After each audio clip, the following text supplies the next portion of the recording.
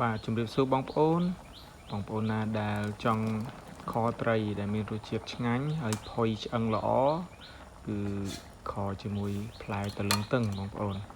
អញ្ចឹងតោះទៅទេសនាទាំងអស់គ្នាបាទដំបូងហ្នឹងគឺបងប្អូនត្រូវមានត្រីហើយដើម្បីមានត្រីគឺយើងខ្ញុំនេះគឺទៅដោះត្រីនៅកណ្ដាលទន្លេតែម្ដងបាទអញ្ចឹងជាមួយក្មេងៗដោះត្រីមានត្រីរៀលមានត្រីចង្វាហើយនឹងត្រីសណ្ដាងលក្សីបាទហើយបន្តមកទៀតបងប្អូនលាងត្រីឲ្យស្អាតទៅបន្ទាប់មកគឺដាក់ខ្លាញ់បាទដាក់ប្រេងសណ្ដែកបន្តិចទៅដើម្បីធ្វើឲ្យបងប្អូនគឺដើម្បីបំពងខ្ទឹមបាទអញ្ចឹងយើងធ្វើការបំពងខ្ទឹមឲ្យមានលក្ខណៈឈ្ងុយសិនទៅបាទដើម្បីឲ្យខរបស់យើងគឺមានរសជាតិឆ្ងាញ់ឈ្ងុយតែម្ដងឆ្ងាញ់ហើយឈ្ងុយទៀតបងប្អូនអញ្ចឹងបំពងវាឲ្យឡើងឈ្ងុយហើយបន្តមកទៀតយើងនឹងធ្វើការដាក់ស្ករអញ្ចឹងបងប្អូនត្រីយើងទៅមើលទៅតាមជាក់ស្ដែងទៅហើយខ្ញុំដាក់ស្ករដូចជាប្រហែលជា2ខាំកន្លះទេបងប្អូនចំពោះត្រីយើងតិចណាតែបើត្រីយើងច្រើនគឺយើងអាចដាក់ស្ករច្រើនទៅអញ្ចឹងគឺដាក់ស្ករហើយគឺបងប្អូនត្រូវតែកូរឲ្យស្ករហ្នឹង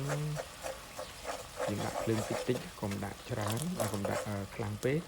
ដើម្បីឲ្យស្ករហ្នឹងវាឡើងពងក្រងជើងក្រងសំទោសបាទឡើងជើងក្រងបែបហ្នឹងគឺបងប្អូនដាក់រ៉ូឌីទៅបាទរ៉ូឌីម្សៅស៊ុបរ៉ូឌីយើងហ្នឹងហើយបងប្អូនដាក់អំបិលមួយចុងស្លាបព្រាកាហ្វេទៅដើម្បីបន្ថែមរសជាតិដិតរបស់វាឆ្ងាញ់ហើយបើយើងអត់ដាក់អំបិលឬក៏រ៉ូឌីទេក៏វាមិនសូវមានរសជាតិឆ្ងាញ់ដែរគឺខ្ញុំបានធ្វើហើយបាទបន្ទាប់ពីយើងដាក់រួចហើយគឺធ្វើយ៉ាងម៉េចឲ្យស្ករនោះវាឡើងជើងក្រងបន្ទាប់មកបានយើងដាក់ត្រីចូលត្រីដែលយើងបានលាងទឹក4-5 6 8ទឹកចឹងណាលាងឲ្យសម្រាប់ឲ្យស្អាតទៅមកគឺយើងដាក់ពេលដាក់ចូលហើយបងប្អូនមិនចាំបាច់ទាន់ដាក់ទឹកទេព្រោះយើងធ្វើឲ្យវាឲ្យស្ករនោះវាឡើងពោជុំវិញត្រីចឹងទៅដើម្បីឲ្យវាតែគេហៅថាស្ករវាចូលក្នុងសាច់ត្រីផ្អែមហើយនឹងធ្វើត្រីហ្នឹងគឺសាច់រឹងល្អហើយហុយទៅដល់ឆ្អឹងហ្នឹងបងប្អូនបាទ